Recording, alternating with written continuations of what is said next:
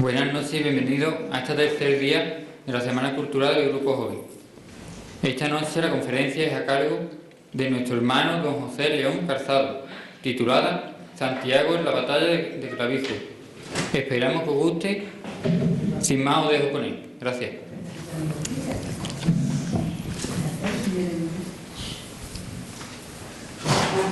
Buenas noches a todos, muchas gracias por venir. Quiero empezar diciendo y dando las gracias al Grupo Joven, no solo por haberse acordado de mí para estas jornadas culturales, sino también por todo el apoyo, toda la facilidad que me han puesto cada vez que les he pedido algo, alguna exigencia tipo técnica como un proyector y todo ese tipo de herramientas que hacen más amena una charla. Ellos han estado pendientes siempre de mí y ha sido un gusto trabajar con ellos estos días. En primer lugar, cuando me comentaron dar una conferencia o una charla, no tenía muy claro sobre qué hablar. Sí creía que tenía que llevarme un poco a mi ámbito de trabajo, que son las artes, y se me ocurrió un poco traer una conferencia visual para ampliar un poco la imagen que tenemos de Santiago, ¿no? Una iconografía de un apóstol de Cristo que se representa a caballo, un tanto particular, con unos condicionantes culturales muy fuertes y muy profundos, y estoy seguro que todo el mundo en la hermandad sabe lo que representa, sabe el papel de Santiago en la Reconquista española, pero la imagen de Santiago, que es lo que vamos a ver esta noche, tiene un trasfondo y dice algo más. Quizás lo de el santo a caballo con la espada luchando contra el ejército musulmán es lo más superficial que tiene Santiago y es lo que llega a todo el mundo. Tanto los que cuestionan hoy día la imagen como los que la hemos adoptado como una herencia de nuestro pasado. Entonces, lo que hoy vamos a hacer es leer obras de arte, es decir, interpretar una serie de imágenes, ponerlas en su contexto para ver en una conclusión final qué es lo que nos dice. Como estoy en mi hermandad y estoy en mi casa, pues me he permitido ciertas licencias que no son propias de estos actos, como por ejemplo dedicarlas. Y yo quiero dedicarle esta conferencia a Francisco Mora Corchero, a Francisquito de María Ignacia, porque, bueno, motivos para dedicarle una conferencia a Francisco hay millones, y cualquier cosa que se haga en la hermandad siempre estará a su nombre, bueno, no solo en la hermandad, sino en el pueblo. Pero como yo me he llevado esto a un terreno personal, se lo quiero dedicar por una cuestión mía, propia de mi vida, ¿no? Y es que yo tengo un recuerdo de niño, de una tarde atravesando la plaza del Cabildo, iba con mi abuela Esperanza, y no tengo una imagen muy nítida de aquello. El recuerdo que se me viene era lo que mi cabeza imaginaba mientras Francisco me iba hablando, y fue la primera vez que yo tengo constancia de que me contaron la historia de Santiago, y con esa narrativa tan propia de Francisco, ese sentido dramático y teatrero que tenía. Yo siempre recuerdo de la imagen del cielo del pueblo en la plaza, abriéndose, según él me estaba narrando, abriéndose las nubes y apareciendo aquel santo, aquel apóstol de Cristo, montado en un caballo blanco y empuñando su espada. Y por eso ahora que voy a hablar de Santiago, precisamente en esa imagen me he acordado de él. Me acuerdo cada vez que veo la imagen de Santiago, se me viene a la cabeza aquel recuerdo de Santiago apareciéndose en el cielo de nuestro pueblo. Y se la voy a dedicar a él por eso, y porque, bueno, a él no es que le hubiera encantado esta conferencia, es que él lo hubiera dado muchísimo mejor que yo. Y también pues que en su mano estaba este himno al apóstol Santiago, que se canta anualmente en nuestra misa mayor del 25 de julio. Bueno, pues para empezar, quiero definir un término que vamos a utilizar mucho a lo largo de esta conferencia, que es la iconografía. La iconografía es, como su propio nombre indica, iconografía, escribir con imágenes. Entonces, es una ciencia dentro de la historia del arte que nos permite a los que nos dedicamos a la arte leer los cuadros y saber lo que representan, descifrar la simbología. Y por ejemplo, gracias a la iconografía, este lienzo de Valdés Leal que está en el Hospital de la Santa Caridad, yo sé que no representa un esqueleto que aparece ahí en una habitación que está un poco desordenada, sino que se llama Enictu Oculi y representa la fugacidad de la vida, el esqueleto en la muerte, que tapa con su mano la llama de la vida y representa un poco lo banal y lo efímero de todo lo material y de incluso la propia carne humana, ¿no? Entonces la iconografía se sirve de una serie de símbolos, de un contexto histórico, de unas condiciones culturales de una época, porque todos nosotros, todo lo que se hace hoy y todas las imágenes que se hacían en el pasado son consecuencia de su época. Así, por ejemplo, gracias a la iconografía podemos descifrar, por ejemplo, muchísimos santos, reconocer a muchísimos santos, y así a Santiago se le representan muchísimos momentos de su vida que gracias a estos símbolos podemos interpretar. Por ejemplo, he traído esta imagen de Francisco de Zurbarán, que es el martirio de Santiago en Jerusalén, cuando el rey Herodes I manda su decapitación. Este es un tema conocido como la traslatio, que representa el traslado del cuerpo de Santiago. Gracias a esa iconografía, por ejemplo, podemos identificar a estos dos personajes que flanquean la barca como San Teodoro y San Anastasio, que fueron los discípulos más cercanos al apóstol Santiago, ¿no? También lo podemos ver en escenas de la Pasión de Cristo. He escogido esta imagen porque se parece mucho a nuestro titular, que es de Castillo Lastruzzi, y procesiona en el misterio de la oración en el huerto de la Hermandad de Montesión. También otra de las representaciones frecuentes de Santiago en el mundo del arte y en nuestras iglesias es cuando se le aparece la Virgen del Pilar en su predicación por España. Pero sobre todo el tema más recurrente y las imágenes de Santiago solemos encontrarlas en dos vertientes. Una es la del peregrino, que es esta, que es un poco paradójico, ¿no? Porque Santiago peregrinando a su propia tumba. Pero es un poco es una imagen que sirve para universalizar el hallazgo de su tumba y todo como uno de los principales centros de peregrinación de toda la cristiandad, ¿no? Y sobre todo este es el que nos compete esta tarde, que es el que popularmente desde el siglo XV se viene llamando Santiago Matamoros, que se le representa en plena batalla de Clavijo, ¿no? Este es el punto de arranque que nos sirve para narrar una historia, que es la batalla de Clavijo, que tiene... Hoy los historiadores la ponen en duda, vamos, no es que la pongan en duda, es que la niegan. Es una leyenda que surgió, no se sabe cuándo tiene su punto de origen, pero sí ya aparece en bastantes textos del siglo IX, sobre todo en el siglo X, y ya a partir del XII se difunde más el mito, ¿no? La batalla de Clavijo, según la leyenda, tiene lugar en mayo del año 844. Por aquel entonces toda la península ibérica estaba tomada por los musulmanes, salvo los reinos del norte, y bueno, uno de los reyes asturianos, Mauregato, se dice que obtuvo su corona por mediación de Abderramán I, a cambio de algo que se llamó el tributo de las 100 doncellas. Es decir, anualmente este rey y todos los reinos del norte tenían que pagar al Emirato musulmán 100 doncellas vírgenes, lo cual era una deshonra en la mentalidad cristiana, ¿no? Se dice que en el año 844 Ramiro I se rebela y decide no pagar y no hacer frente al tributo de las 100 doncellas.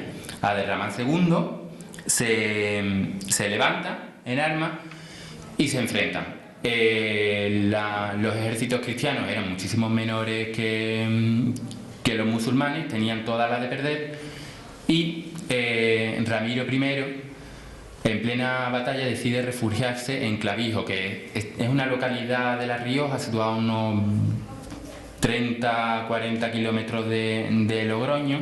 Tiene este castillo con unas vistas espectaculares encima de una peña, y en uno de los sueños el apóstol Santiago se aparece y le anima a seguir la batalla. Este es uno de los grabados que representa al rey Ramiro I, ¿no?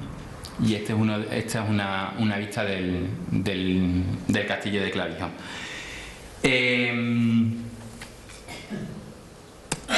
Aquí está. Sobre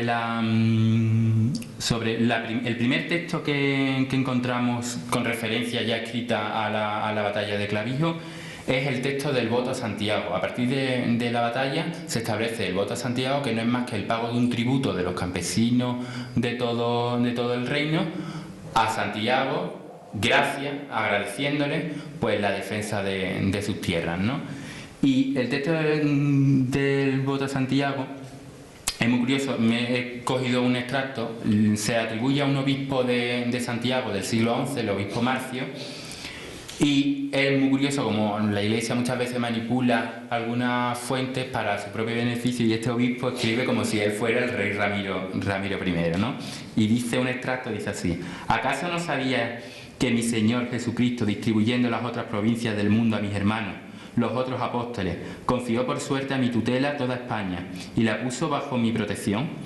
Y apretando con su mano la mía, prosiguió: buen ánimo, ten valor, pues yo he de venir en tu ayuda, y mañana con el poder de Dios vencerá a toda esa gran muchedumbre de enemigos por quienes te ves cercado. Sin embargo, muchos de los tuyos destinados al descanso eterno recibirán la corona del martirio en el momento de vuestra lucha por el nombre de Cristo. Y para que no haya lugar a duda, tanto vosotros como los sarracenos me veréis sin cesar vestido de blanco, sobre un caballo blanco, llevando en la mano un estandarte blanco. Sigue animando al rey para que antes de la batalla no solo asista a una misa, sino que comulgue, y sigue diciendo: no temáis acometer a los escuadrones de los sarracenos, invocando el nombre de Dios y el mío, teniendo por cierto que ellos caerán a filo de espada. Armada ya y puesta nuestra gente al orden de batalla, entramos en lucha con los sarracenos, y el bienaventurado apóstol de Dios se apareció como lo había prometido, instigando a ambos, pero realmente animando a nuestras huestes para el combate, y entorpeciendo y desbaratando a los contrarios. Esta es la primera referencia escrita sobre la batalla de Clavijo, que data del siglo XI, que se le atribuye a un obispo de Compostela. Sin embargo, no es el texto más difundido. Lope de Roca, en 1487, se hace eco de la leyenda y la escribe, y además tiene bastante importancia porque es la que repercute directamente en todos los cuadros, en todas las pinturas y en todas las esculturas que representan este tema.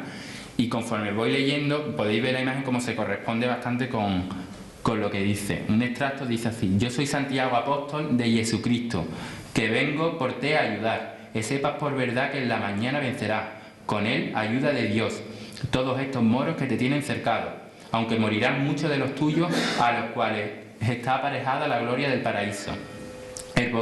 Porque de esto sea cierto, verme has en la mañana de un caballo blanco, con una seña blanca y gran espada reluciente en la mano.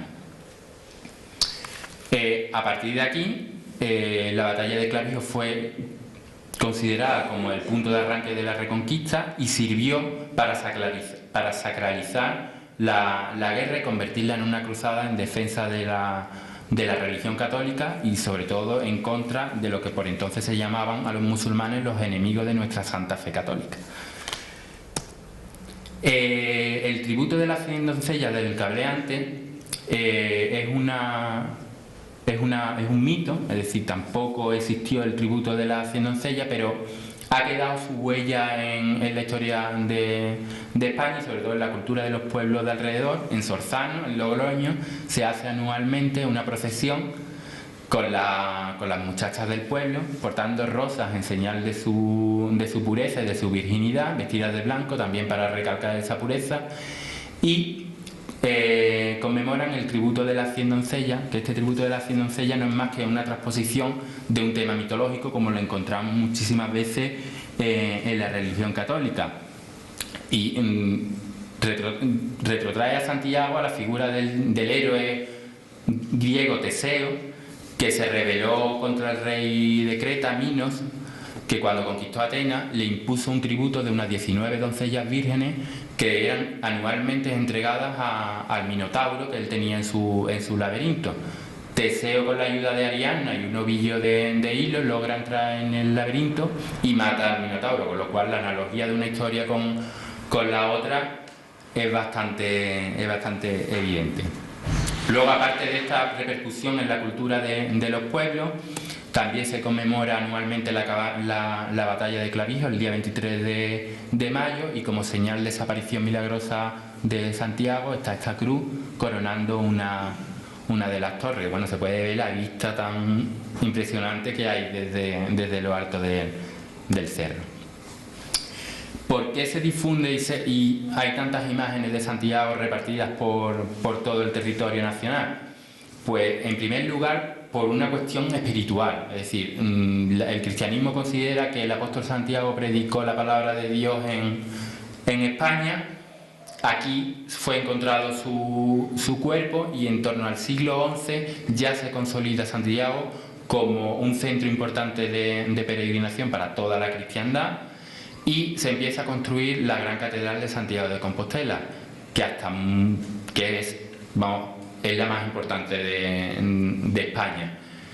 Esto no solo motivó una serie de artesanos y de alarices que iban a trabajar allí, sino que propició que se convirtiera en un centro intelectual, que se escribiera mucho y que lo que se escribiese se guardase. Entonces fue un importante centro de difusión de crónicas escritas y sobre todo de devoción al apóstol Santiago. Aquí se escribió el Códice Calixtino, que tanta importancia tiene para saber quién era Santiago, todas sus leyendas aquí en España, sus milagros, incluso es una fuente de información importantísima para saber el camino, ¿no?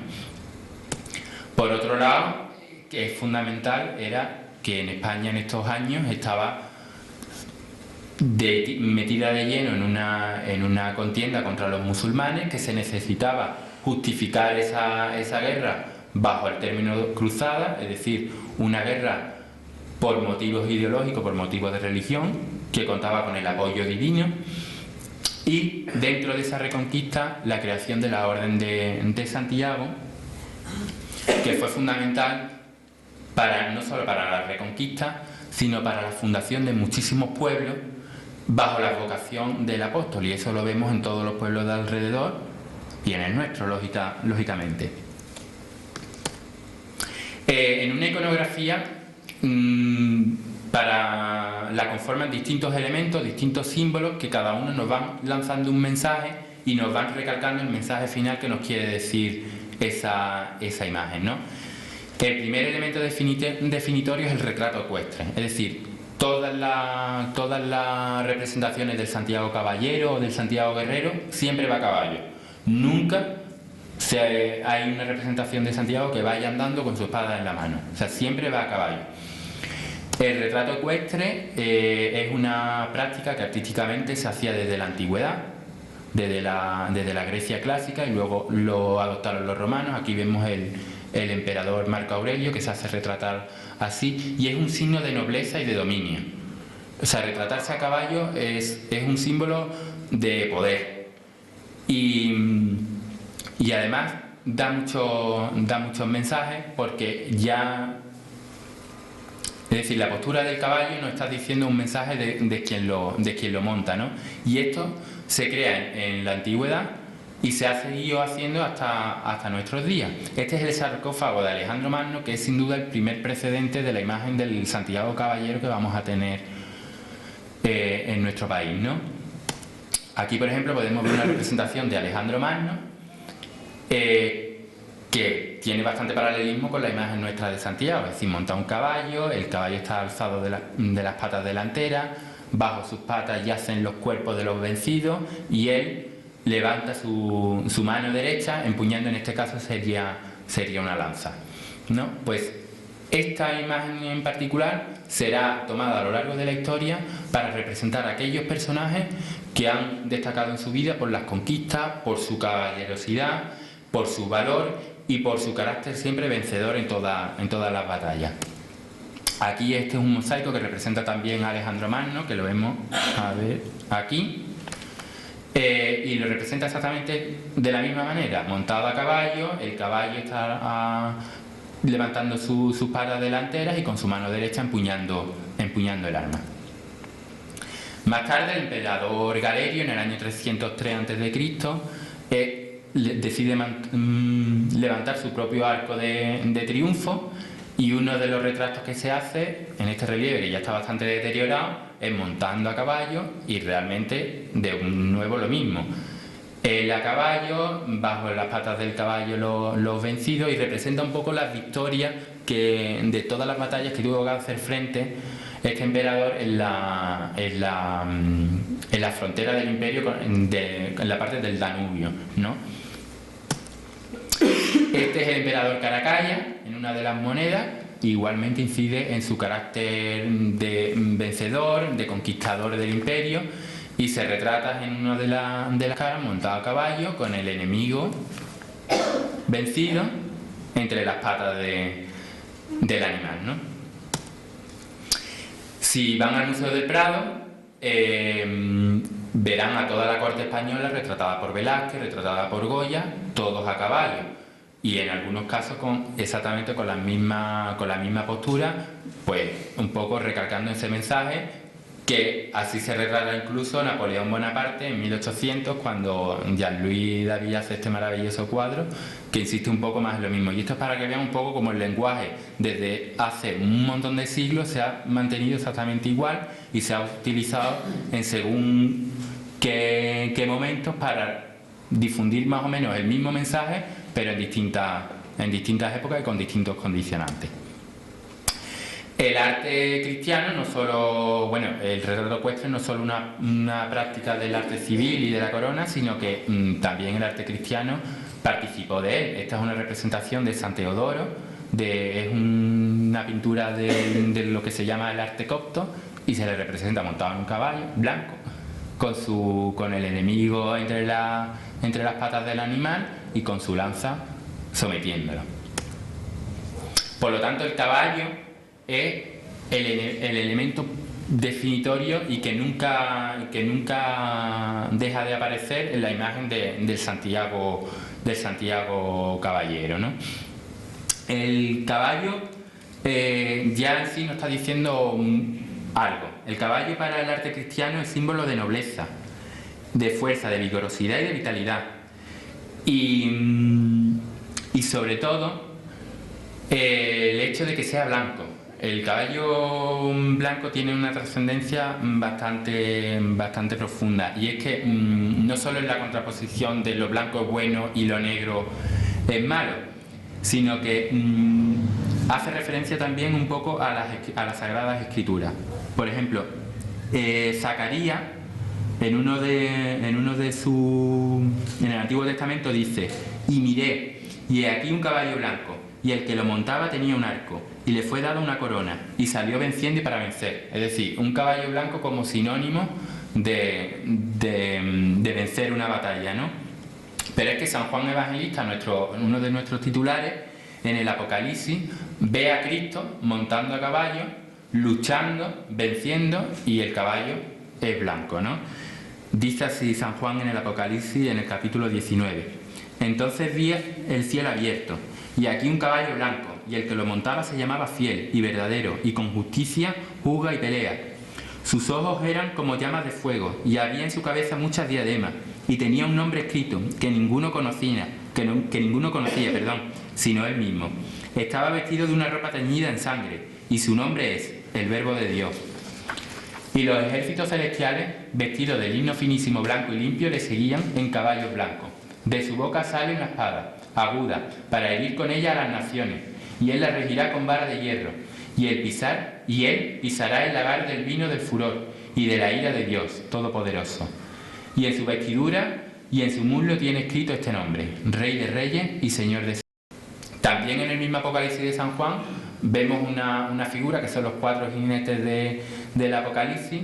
Cada uno lleva un caballo de un color distinto, y no es casualidad que el jinete del caballo blanco, que se le ha identificado también con Cristo, es el que siempre vence. Por lo tanto, el caballo blanco es sinónimo de vencer y de victoria.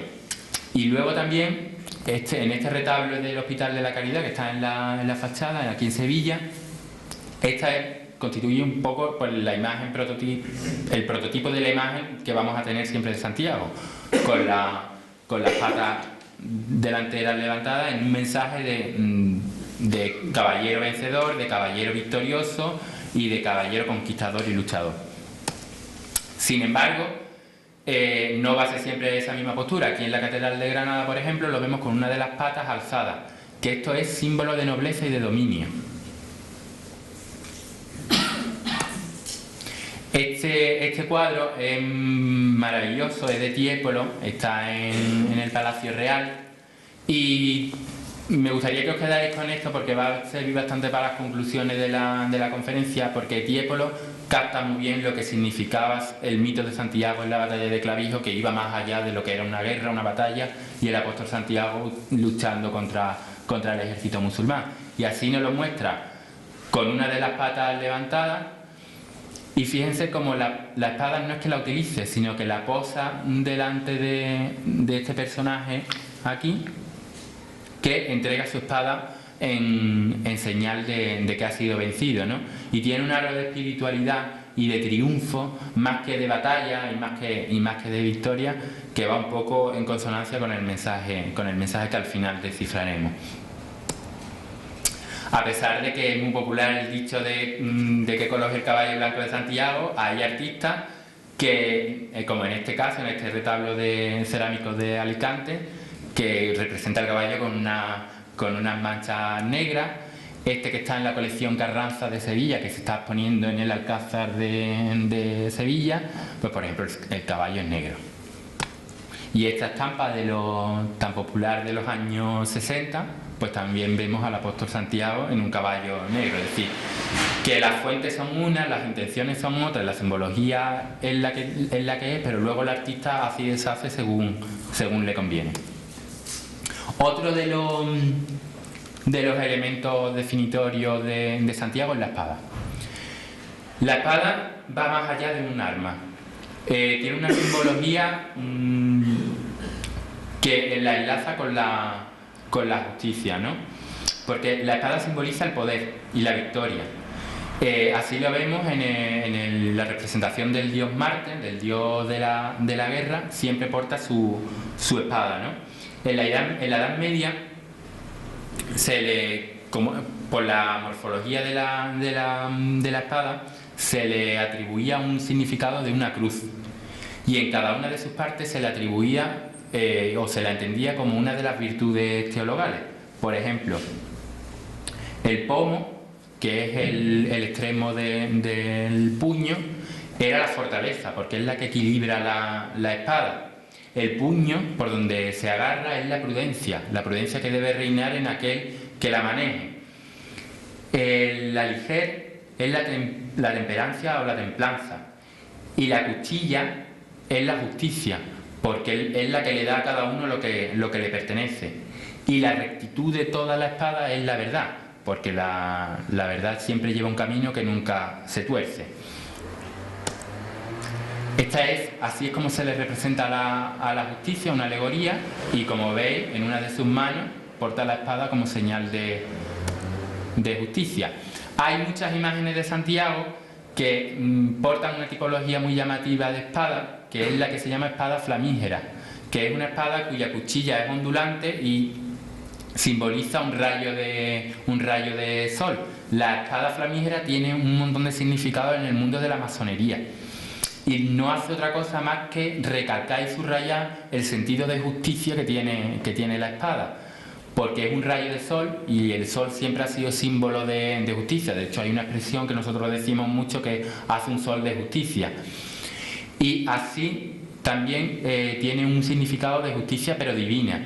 En el Génesis, 3:24 podemos leer cuando Adán y Eva, después de haber comido la manzana, el fruto prohibido, son expulsados del Edén y castigados precisamente con una espada flamígera que vemos ahí en este cuadro. Dice así: echó pues fuera al hombre y puso al oriente del huerto del Edén querubines y una espada encendida que se revolvía por todos lados para guardar el camino del árbol de la vida. Esta representación de Santiago en la iglesia de Villadango también tiene esa espada, y sobre todo este Santiago, que los que hemos ido a Santiago de Compostela lo hemos visto, está en la plaza del Obradoiro frente a la catedral, también tienen esta tipología de espada. Hay algunas representaciones pues que por capricho del artista pues no se les representa con espada, como por ejemplo en esta, que su mano, donde debería ir la espada, pues él lleva las riendas del caballo. Esto es una tablilla mexicana que son muy pequeñas, están horadadas en la parte superior y se utilizan para proteger los campos, en las haciendas y en los cortijos, para proteger los campos de siembra. Y como veis, así un poco naif. Este es el Santiago de la Plaza San Jaume de Barcelona, que igualmente no porta espada, sino las riendas del caballo. Está en la iglesia de Tunte, en Gran Canaria, y originalmente llevaba una espada y ha sido sustituida por esta cruz de Santiago.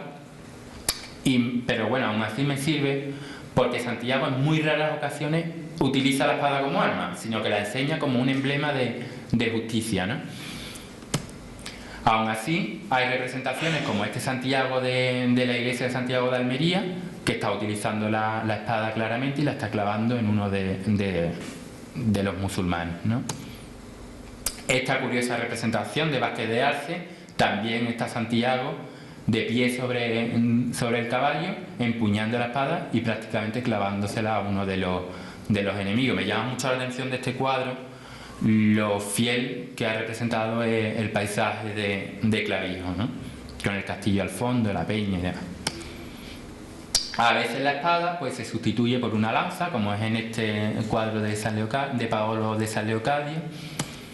Aquí también lleva una espada y un escudo y está hiriendo a uno de los enemigos.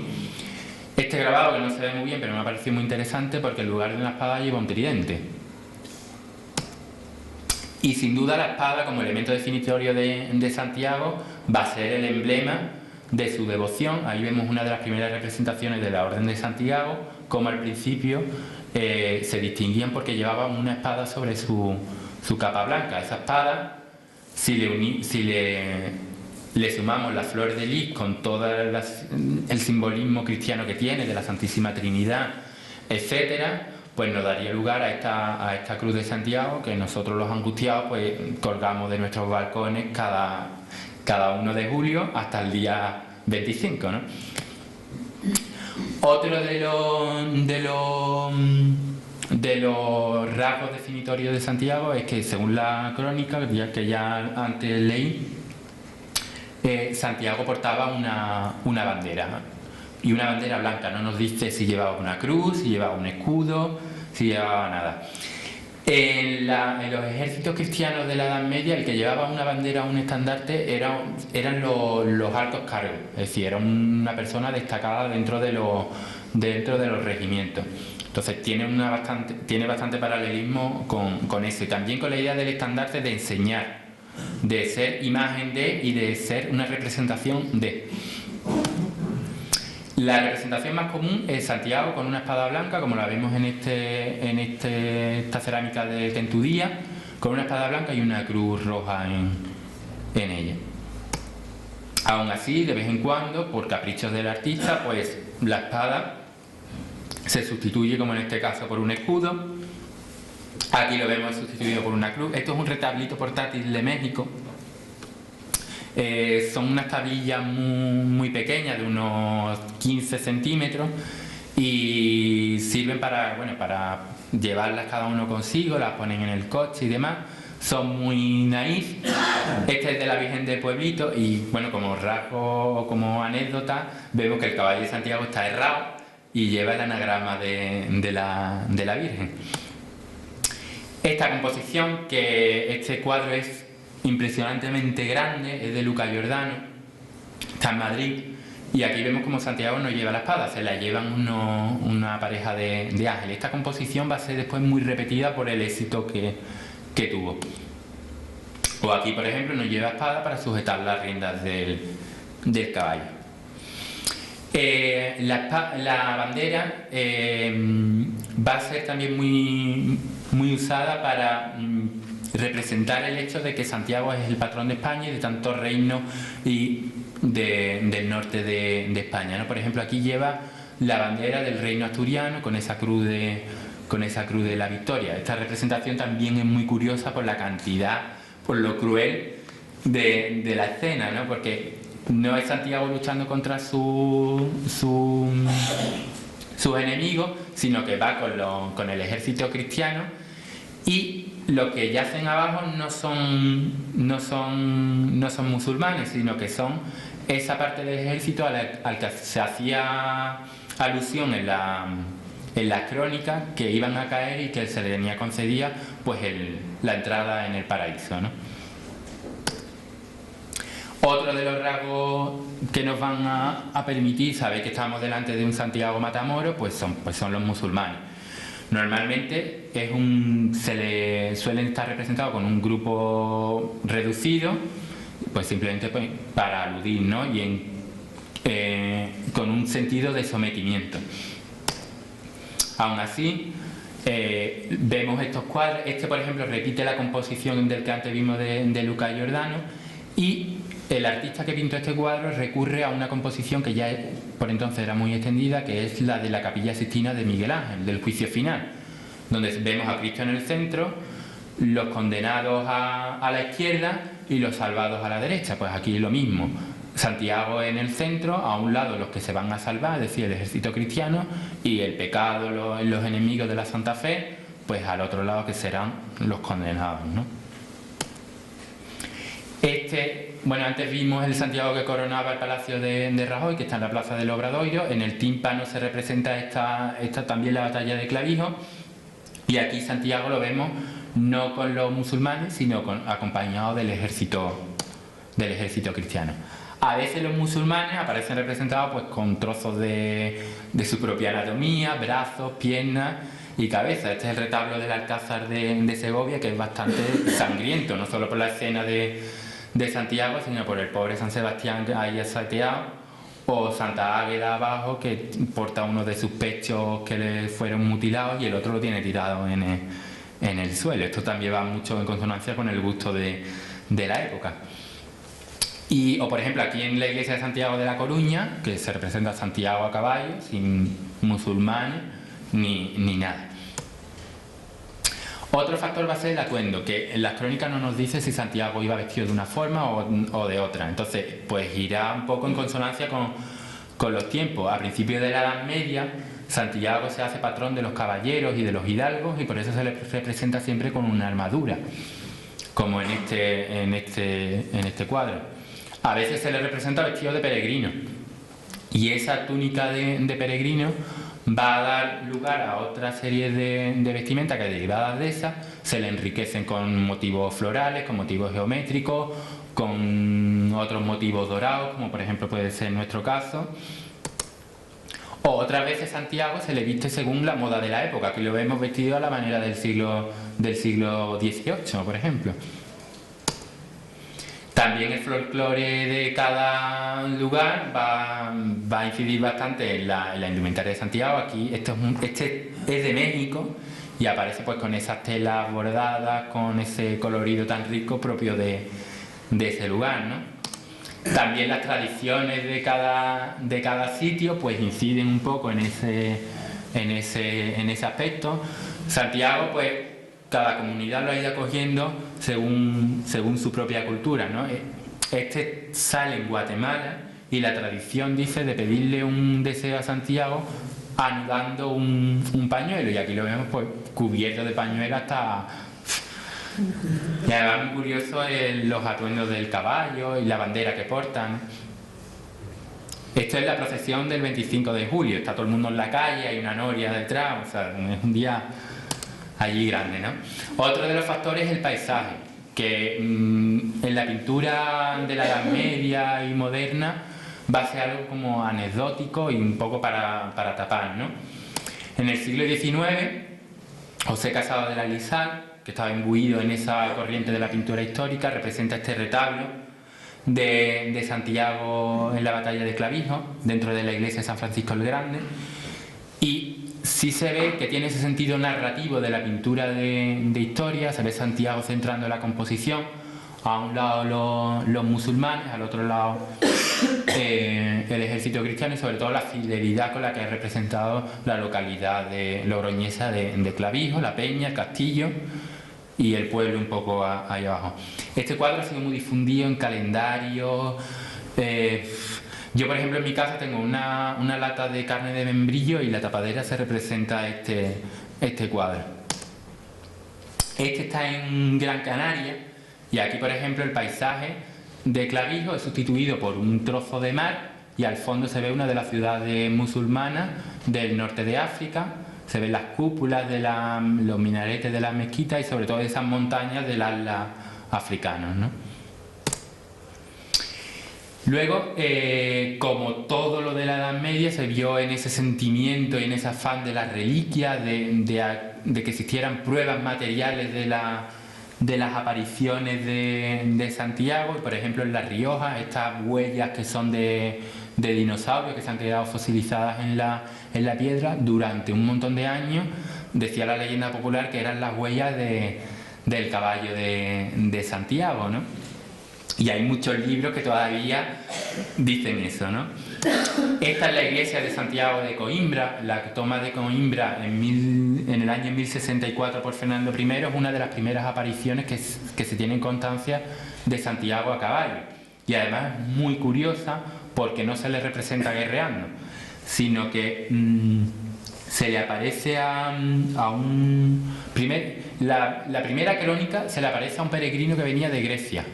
Estuvo en Jerusalén, vino en peregrinación a Santiago de Compostela y luego volvió a Jerusalén contando. Además, es una historia curiosísima porque narra cómo este hombre llega a Jerusalén y cuenta cómo en España adoramos a un apóstol de Cristo que se aparece a caballo, guerreando y demás. Y la perplejidad que eso provocaba en quien lo escuchaba, ¿no? Pero la más difundida es la que se le aparece a Estiano, a un obispo de Compostela, contándole un poco lo que va a pasar en la conquista de Coimbra. Luego este hombre narra lo que le sucede, nadie le cree, y cuando llega Fernando I de la conquista de Coimbra a Santiago de Compostela para darle las gracias, queda ratificada la historia que este hombre contaba, ¿no? En la crónica general de la toma de Coimbra he cogido ese párrafo y dice: Estiano, tú tienes por escarnio porque los romeros me llaman caballero. Él dice que no lo son. Es decir, este era uno de los que ponía en duda que Santiago era imposible que se apareciera montado a caballo y luchando. Es por eso vine ahora a ti mostrarme. Es decir, y porque dudas de eso, ahora me voy a mostrar ante ti. Porque nunca jamás dude que yo soy un caballero de Cristo y ayudador de los cristianos contra los moros. Él diciendo esto fue aducho, un caballo muy blanco. El apóstol cabalgó en él a guisa de caballero, muy bien guarnido de todas armas, clara e fermosa. Él dijo: allí en aquel sueño, como quiere, iré a ayudar al rey don Fernando, que yace sobre Coimbra. 7 años hace ya. Porque sea más cierto de esto, que te digo, con estas llaves que tengo en la mano abriré yo la ciudad de Coimbra. Entonces, este hombre ve como Santiago se le aparece a caballo, le ratifica su rango de caballero y lo ve con las llaves de Coimbra. Cuando Fernando I va a entrar en Coimbra, se aparece el apóstol Santiago con las llaves y le abre la ciudad de una forma pacífica, ¿no? Luego él va a Santiago, como ya he dicho, da las gracias al apóstol y se confirma un poco la historia. Y como huella material de ese milagro, pues ha quedado esta iglesia de Coimbra, que hoy está en Portugal, pero en aquel entonces formaba parte del reino de Castilla. Esto es una de las más curiosas apariciones de Santiago, que es en el Valle del Río Lobos, en Extremadura. Esto es un cañón por donde pasa el río y está flanqueado por unas peñas altísimas. Y en este punto se dice que Santiago se apareció aquí y fue arrastrando con toda su espada, abriendo el cañón. En una de las peñas, a esta altura, se posó con su caballo, saltó al otro lado, dejando las huellas, allí están todavía, bueno, se dice, la tradición popular dice que son las huellas de Santiago, saltó para el otro lado con tan mala suerte que se le cayó la espada y se le clavó justo en el punto donde se levanta esta ermita de San Bartolomé, que es un templo románico muy interesante porque perteneció a la orden del Temple.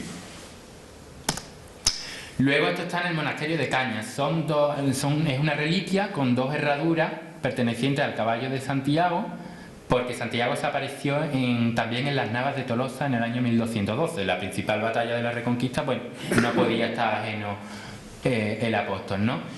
Aquí en esta batalla participó Diego II López de Haro, que era sobrino de la por entonces abadesa del monasterio de Cañas. Cuando terminó la batalla de las Navas de Tolosa, este hombre recogió las herraduras que vio caerse a Santiago y las cedió al convento, y allí la tienen expuesta en un pequeño museo que tienen, pues tienen allí estas dos herraduras que según la tradición pues pertenecieron al caballo de Santiago.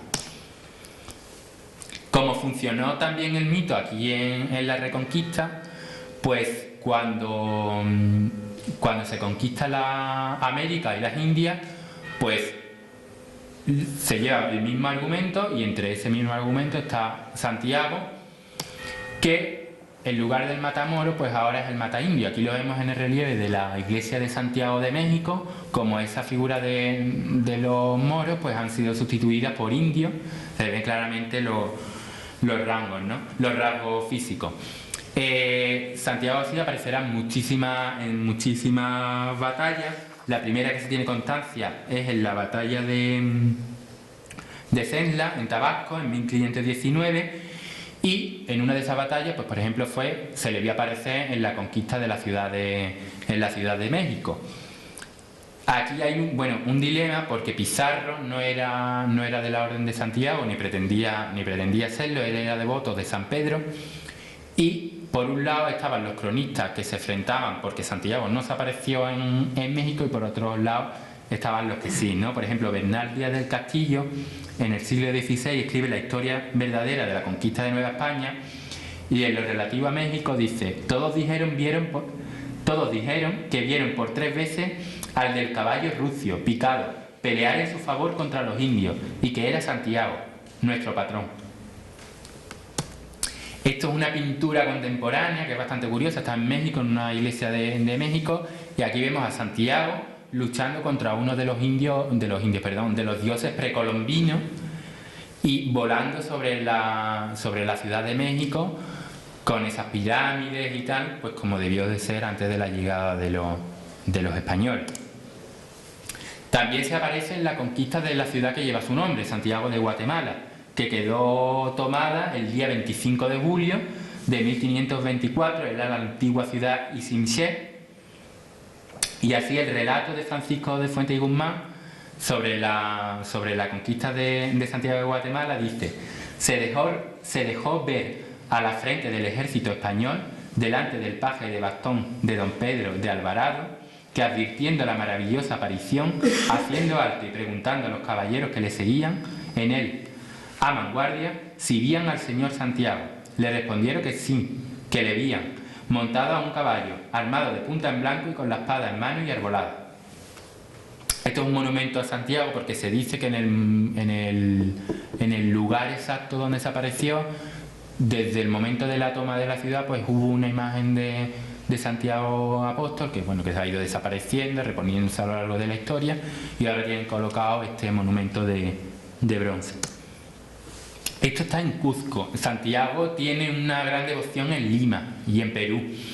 Y esta placa, por ejemplo, recuerda la toma de Cuzco, cómo se apareció también milagrosamente Santiago. Pone: de este mismo sitio fue visto salir a caballo el patrón de las Españas, Santiago Apóstol, a arribar a los bárbaros de la predicación evangélica. Aquí esta es la portada de la crónica de la toma de Cusco, donde se ve a Santiago a caballo arrollando a un indio inca, ¿no? La pintura cusqueña tiene muchísimo tirón porque son pinturas munaí, abusan mucho de los dorados, del detallismo en los ropajes, y esta pintura es del siglo XVIII y es muy difundida y es un prototipo de la pintura cusqueña. Yo de hecho también tengo una copia que la encontré hace 2 años en un mercado de artesanía de Sevilla, es decir, que se ha ido repitiendo durante mucho tiempo, y ahí lo vemos como debajo, pues, de las patas del caballo hay un indio con sus plumitas, ¿no? Otra de las ciudades que lleva el nombre de Santiago en América es Santiago de Querétaro, porque también aparece en su toma, en su conquista y en su fundación la figura del apóstol, como vemos en esta pintura, y como lo vemos en el escudo de la ciudad, que en uno de los campos aparece Santiago a caballo. La conquista de América terminó por el sur, con Chile, y la capital de Chile es Santiago de Chile. También quedó advocada bajo el nombre del apóstol, porque también se apareció al ejército español para su conquista.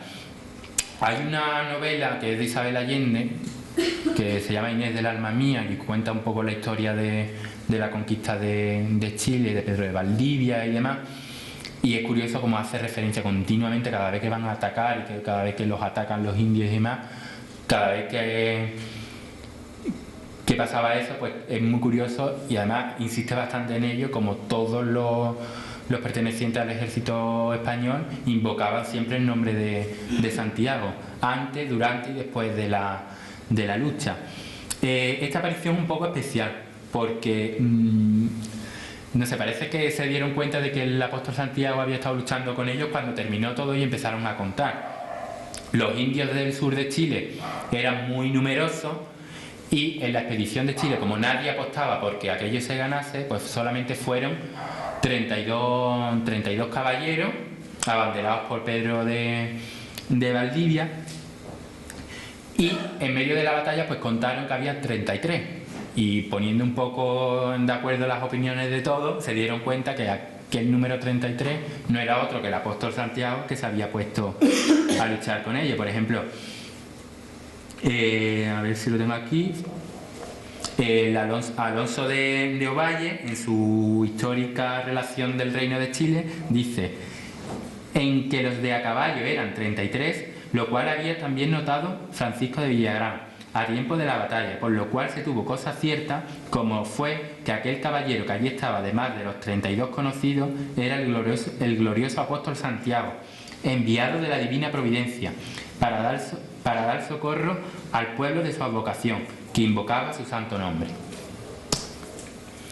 Manila, en Filipinas, también fue tomada bajo el nombre del apóstol Santiago, y también allí pues parece que se vio la imagen de Santiago montado a caballo. Por eso en la fortaleza de Santiago, el relieve de la portada es este, ¿no? Esto es un cuadro del siglo XVIII que representa la procesión de Santiago en Lima, y bueno, lo he traído un poco para que se vea la tradición y la devoción tan enorme de tiempos tan antiguos que tiene Santiago en Lima y en toda América. Hay una cosa que me produce bastante rechazo, y es cuando se ataca la imagen de Santiago solamente en la de Santiago, por una representación como si fuera el único santo que aparece a caballo guerreando, y no es ni el único ni el primero.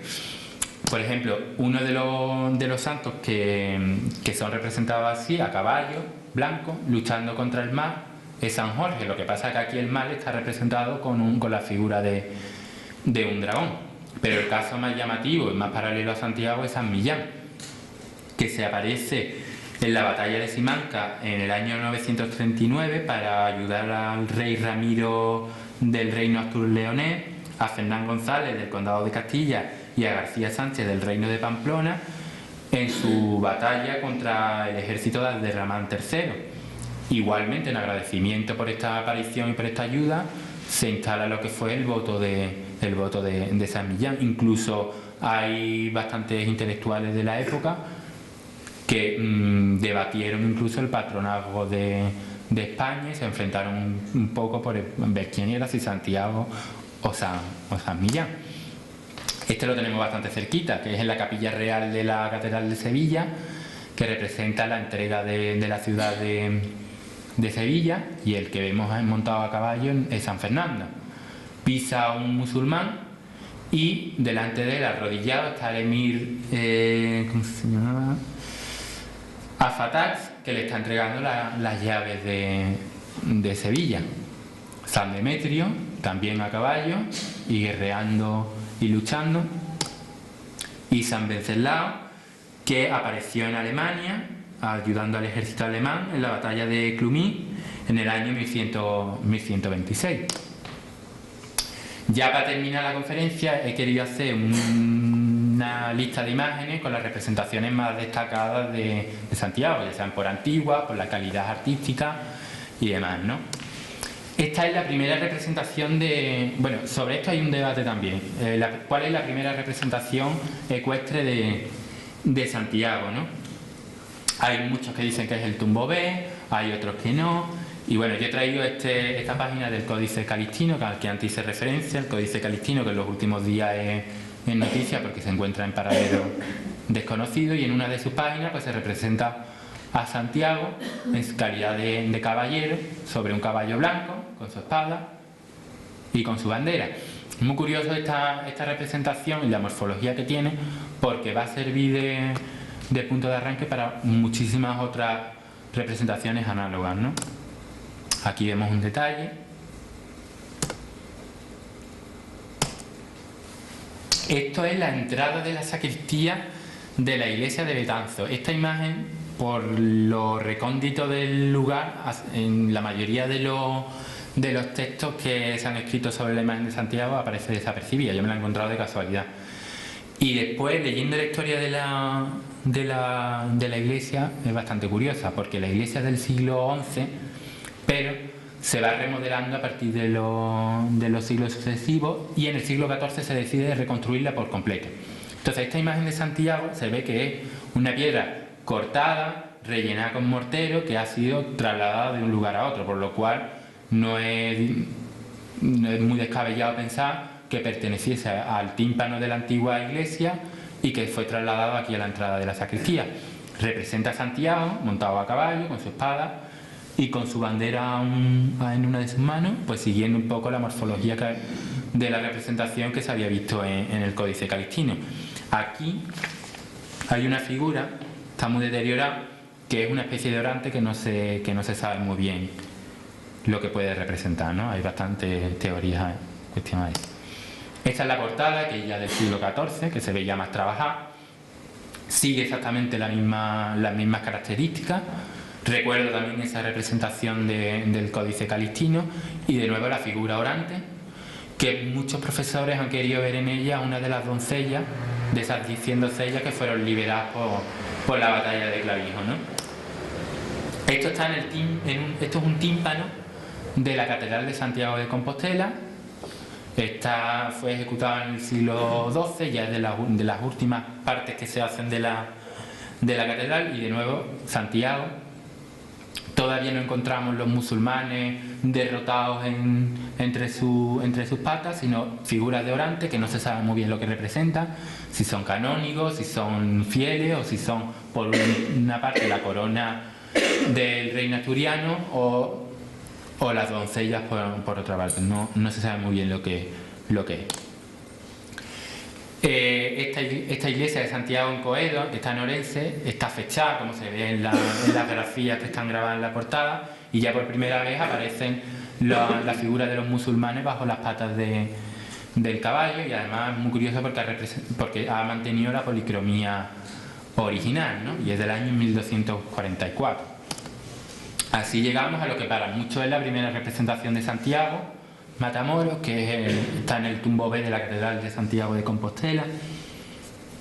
Y también hay un dilema importante con este documento, porque lo que para muchos es la primera representación de Santiago en la batalla de Clavijo, otros la atribuyen a un hecho milagroso de Santiago cuando se nombra como obispo de la Catedral de Compostela a Berenguel de Landoria, que cuando fue nombrado por el Papa los gallegos no lo querían, se rebelan contra él, se levantan en armas y se dice que Santiago Apóstol pues apareció a caballo blanco en defensa del obispo sobre el castillo de Rocafort y derrotó a los propios cristianos, con lo cual muchos dicen que la torre que se ve al fondo es el castillo de Rocafort y los que yacen bajo las patas del caballo no serían musulmanes sino que serían cristianos. Yo veo demasiado complicado esto porque estamos en el tumbo B, es del año 1326 y ya era una época donde el mito de Clavijo estaba bastante difundido y era bastante conocido y estábamos en plena reconquista. Esta pintura es muy poco conocida, a mí me resulta muy llamativa porque en lugar de que aparezcan los musulmanes bajo las patas del caballo, aparecen corriendo delante de la figura de Santiago y es una pintura gótica del siglo XV que además ha sido restaurada esta iglesia hace un poco tiempo. Esta la he puesto por la importancia simbólica que tiene, y es que la figura de Santiago está en la Capilla Real, en la tumba de los Reyes Católicos, que fueron los que terminaron, los que pusieron punto y final a la Reconquista, por lo cual era la obligada referencia, era obligada la referencia al apóstol Santiago, precisamente luchando contra los musulmanes. Esta también la he traído para que se vea que Santiago, la imagen de Santiago, la importancia que tenía para presidir las portadas de los principales edificios que había en el país, ¿no? Por ejemplo, aquí lo vemos en la portada de San Marcos de León.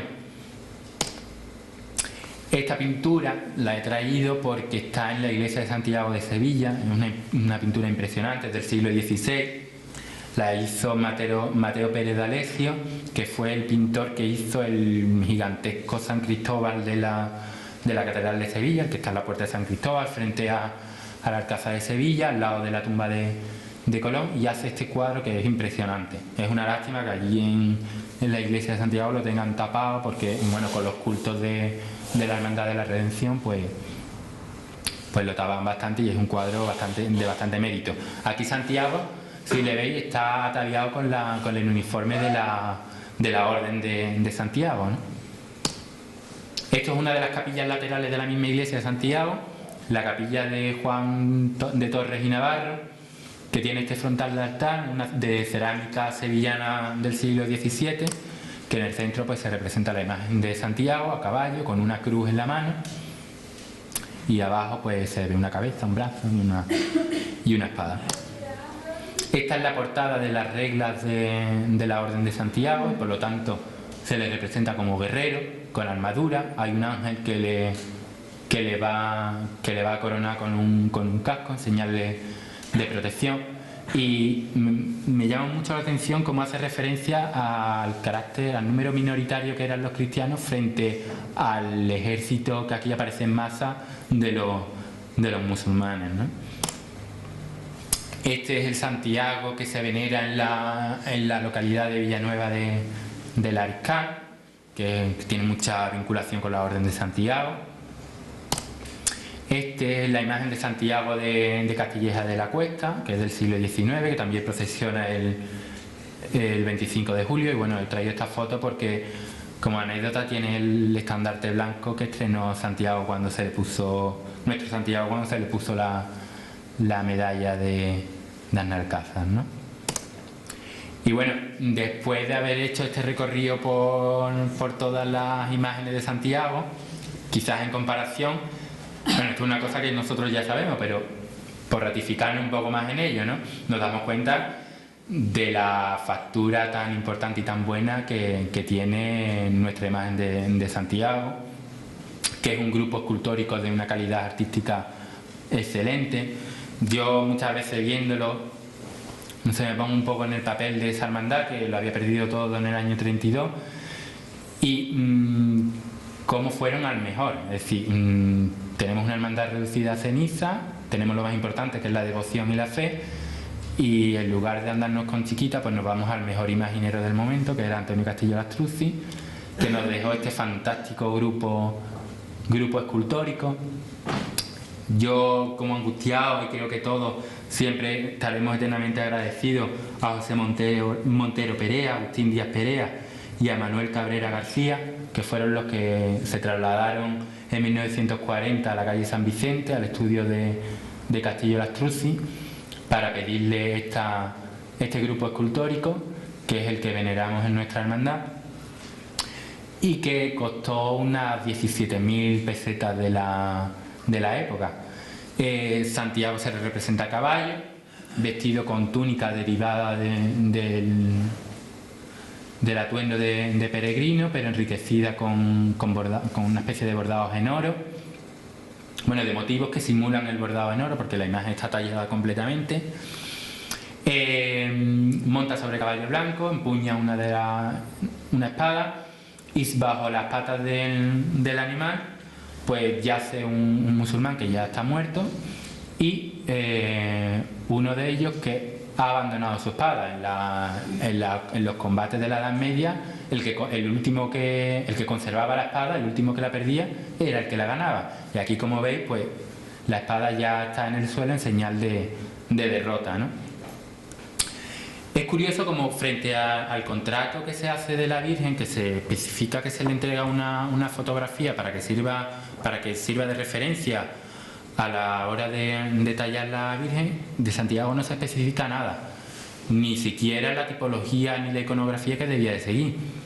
Se sobreentiende que hubo unas conversaciones previas y demás, y que seguramente a Castillo Lastruzzi se le entregase una fotografía de nuestra imagen anterior de Santiago, porque la analogía es más que evidente, no solo en los rasgos físicos, en el pelo, en la disposición de la capa, como por una parte ondea el viento y por otra parte está recogida sobre una de sus piernas. Pero yo también pienso que Castillo Lastruzzi un poco metió elementos de su propia cosecha. Estuve hablando hace bastante tiempo con una persona, un amigo mío, que ha escrito un libro sobre Castillo Lastruzzi, y él y yo veíamos la mano de Castillo en este grupo escultórico, porque hay mucha gente que, para denostar la figura de Castillo, hace alusión a que tuvo un taller, como si Bernini no hubiera tenido un taller, como si Rubens no hubiera tenido un taller, como si Castillo Lastruzzi, bueno, estuviera en su día todo el día vagueando y sin trabajar, cuando todo el mundo que lo conoció pues dice que le gustaban muchísimas cosas, que le gustaba mucho el flamenco y salir por ahí, pero que era un trabajador nato, ¿no? Entonces yo creo que Castillo Lastruzzi trabajó un poco con bastante libertad en este grupo escultórico. Bueno, he encontrado dentro de esa búsqueda de imágenes de Santiago esta imagen de Santiago, patrón de Hinojo, que está en la parroquia de Hinojo, porque tiene bastantes analogías con la imagen que nosotros perdimos. Si se fijan, la forma en que muestra la espada, la mano, el brazo, aquí muestra más el brazo que en la imagen anterior, la capa por los hombros, cómo por un lado se recoge por encima de la pierna apoyándose en el caballo, como por la otra vuela. Es muy curioso cómo coinciden los ropajes y el atuendo del caballo, fíjense en este detalle, que se repite también aquí.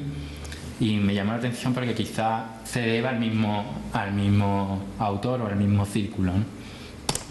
Como decía, Castillo Lastruzzi debió introducir elementos de su propio arte en la configuración de nuestra imagen de Santiago, y a mí me llama mucho la atención el carácter plástico que tiene Santiago, y cuando sale siempre me quedo mirando una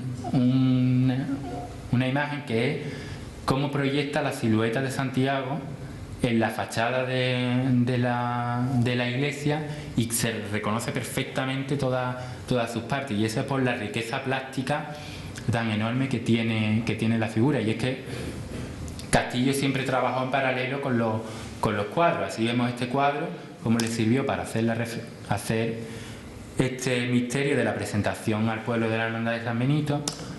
Y yo creo que para hacer nuestro Santiago tuvo como referencia este cuadro, que es una estampa bastante difundida, aparecen muchísimos tratados de arte en muchísimas publicaciones de la época, es bastante famoso, porque la analogía es más que evidente. Es decir, los rasgos físicos son exactamente iguales. Los ojos almendrados, la disposición del brazo, cómo dobla, igual que en Santiago se le dobla la manga, aquí también lo tiene. La disposición de la capa por los hombros, el pelo, el fajín, el movimiento que tiene, la curva que tiene el caballo, ¿no? O sea, hay bastante coincidencia que yo creo que no le fueron ajenas a Antonio Castillo Lastruzzi. Luego hace referencia también al banderín de Santiago, que perteneció a la antigua imagen. Está coronado por unas cintas con la bandera española, en clara alusión a que es patrón de España. Así tiene el colorido de la bandera. Por un lado es roja, por el que no se ve es amarilla. Tiene centrado el escudo del Reino de Castilla y León y lo flanquean una palma y un ramo de laureles, que es simbología de victoria y de triunfo, ¿no? Quiero terminar la conferencia con esta imagen, que es bastante evidente un poco de lo que sucede, y es que a mí me molesta muchísimo, como he dicho ya antes, que Santiago pues reciba por criticar una devoción, se diga que Santiago es racista.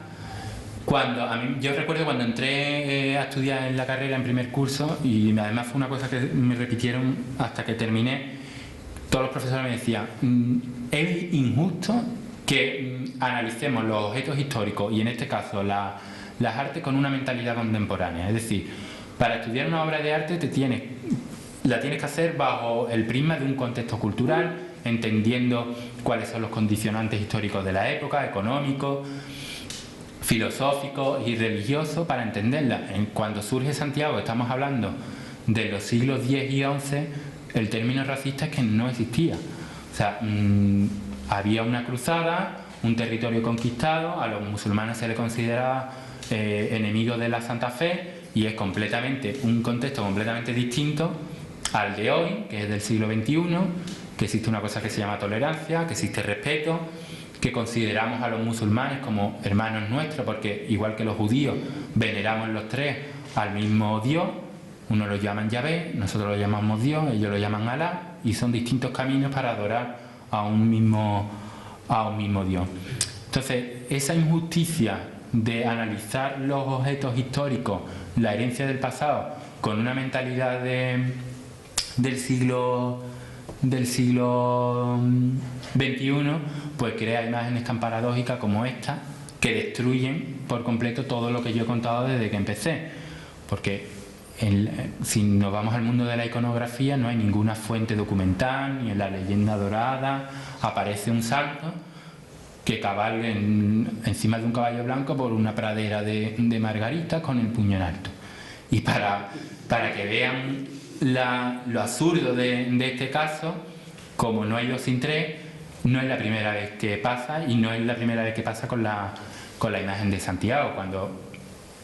Cuando se instaura en España la República, se abole por completo el patronato de Santiago de España, que lo restablece Franco, ¿no? Y cuando Franco gana la guerra civil, hace una ofrenda a Santiago, y en esa ocasión le acompañaba un mandatario marroquí, que era Mohamed Ben Misian, porque con Franco en el bando nacional lucharon muchos ejércitos de Marruecos, ¿no? Y entonces voy a leer un extracto de la crónica de aquella visita, recién terminada la guerra civil, que dice así: se produjo la visita de Mohamed Ben Misian a la catedral de Santiago de Compostela. Entonces teníamos que exhibir el Matamoros de Gambino, esta imagen, ya que teníamos exhibir el Matamoros de Gambino, ya que podía ser considerado para estas tropas islámicas que habían hecho tanto por la religión católica en España. Se decidió entonces cubrir de flores la armada morisca en derrota al pie de la estatua. No obstante, quedaba el apóstol blandiendo inútilmente su espada. Eso no dio ningún problema, simplemente se le sustrajo. Cuando se sacó la estatua, muchos se sorprendieron con esta súbita transformación. El caballero Santiago con el puño en alto. Teníamos un Santiago comunista. O sea, ¿hasta qué punto ha llegado esto? Y además es absurdo porque en la misma Plaza del Obradoiro ya hemos visto 2 representaciones de Santiago y justo encima de esta encontramos esta, donde Santiago una vez más a caballo blanco con esa espada flamígera somete a los musulmanes que están representados a ambos lados. Para mí no ha sido, ya con esto concluyo, para mí no ha sido fácil pronunciar esta charla más que conferencia porque quería ampliar un poco la visión de Santiago. Todo el mundo sabe de la batalla de Clavijo, todo el mundo sabe lo que representa Santiago ecuestre. A la batalla de Clavijo se le canta en la misa mayor, pero todo aquel que critica a Santiago porque va luchando contra los musulmanes se queda en lo superficial. Es decir, Santiago no representa solo eso. Santiago a caballo es una alegoría cristiana, y una alegoría cristiana que no quiere decir otra cosa que representar el triunfo de la fe católica sobre la herejía, el triunfo de la fe católica con la justicia y con la permanencia para las generaciones futuras, ¿no? La justicia representada por la espada, la permanencia por el estandarte y la justicia pues por toda la simbología del caballo blanco y demás. También esta conferencia no solo ampliar la visión, sino ahondar un poco en lo que es la devoción más importante del pueblo de Arnarcaza. Es la primera devoción que tiene el pueblo de Arnarcaza, la más antigua, y en colación con esto quería hacer referencia a un documento que una vez me encontré en Sevilla cuando aprendía paleografía, y es un documento bastante absurdo, de los muchísimos que hay en el Archivo Histórico Provincial, porque es una herencia de un mercader de Sevilla del siglo XVI, que como tantos otros vinieron del norte de España en busca del oro de las Indias que desembarcaba en el puerto de Sevilla. Y este hombre pues tenía bastante poder adquisitivo y deja escrito su testamento. Como beneficiario nombra a su mujer y a sus hijos, y como todo testamento pues hace una lista, un inventario de todos los bienes que poseía, en este caso en Sevilla, en Tomares y en Arnarcaza. Y en la parte de Arnarcaza dice así, además la primera referencia: poseo una heredad en Arnalcázar, en los que había los siguientes bienes: unas casas, una bodega con su lagar, vasijas y huertas que estaban en la villa de Arnalcázar, en el arrabal de Santiago, además de 5 pedazos de viña de 8 aranzadas. Lo mejor de este documento es la fecha, que es el 23 de abril de 1519. Con lo cual, a buen entendedor, pocas palabras bastan, y hay muchas veces que las palabras dicen más de lo que son. En 2 días no se construye una ermita y no se crea una devoción tan fuerte como para darle nombre a un barrio, que es un arrabal, es un barrio extramuro, a un barrio y a una parte del pueblo, ¿no? Como los artículos de historia hay que firmarlos, yo lo digo, y como hay que citar las fuentes históricas, pues yo digo que este documento está en el Archivo Histórico Provincial de Sevilla, en la sección de protocolos notariales, y los legajos van del 2228 al 2234, por si alguien tiene alguna duda. Y volviendo un poco a Santiago, a la simbología del triunfo de la fe, a todos esos que dicen que Santiago se debería de alterar, de quitarle los moros y la cruz, pues teníamos que empezar también desmantelando el campanario de Hernán Ruiz, que le hizo a la Giralda, que significa exactamente lo mismo que la imagen de nuestro Santiago. Y para muestra que no es ninguna imagen racista ni ofensiva para nadie, nosotros vivimos en un pueblo que tiene nombre musulmán, aquí conviven muchísimas comunidades de musulmanes, nunca desde entonces ha habido ningún problema, algunos incluso participan de nuestra fiesta, con lo cual Aquí está. Y ya está. Con esto termino.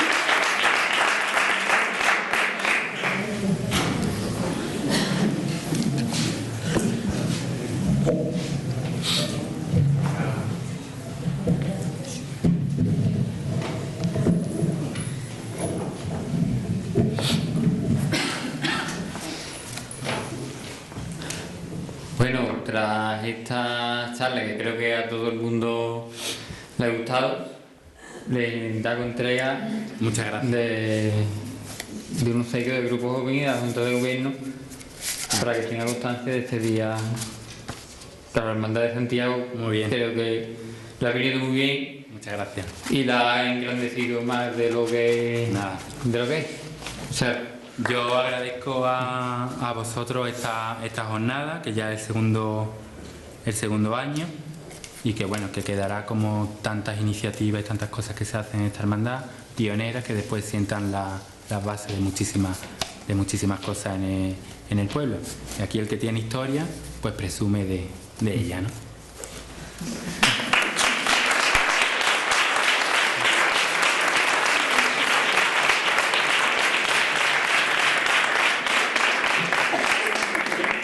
Yo quería decir que a través de historia, de mito, de leyenda, pues esta noche hemos gozado porque Pepe ha hecho un trabajo extraordinario y creo que sí, orgullosos hemos estado siempre de la iconografía, de nuestra imagen, de uno de nuestros titulares como es Santiago. Hoy estamos mucho más enterados, convencidos, informados del significado y la simbología de cada cosa. Quiero decir con esto que lo que he dicho, que si estábamos orgullosos de tener un caballo blanco, ahora tenemos clarísimo que el caballo tiene que seguir siendo blanco, ¿eh? Y que ni sobran los moros, ni la espada, ni nada, y que para nosotros es lo que ha sido siempre lo más grande, y en el pueblo ya sabemos también que es el que manda, vamos, que eso no hay duda. Muchas gracias a Pepe y a ustedes, convocarlos mañana noche, que Diego nos va a dar también una charla muy interesante, el significado de la nomenclatura de las calles que hacen el itinerario por donde pasan nuestras imágenes cada vez que salen a la calle. Así que nos vemos aquí mañana. Buenas noches.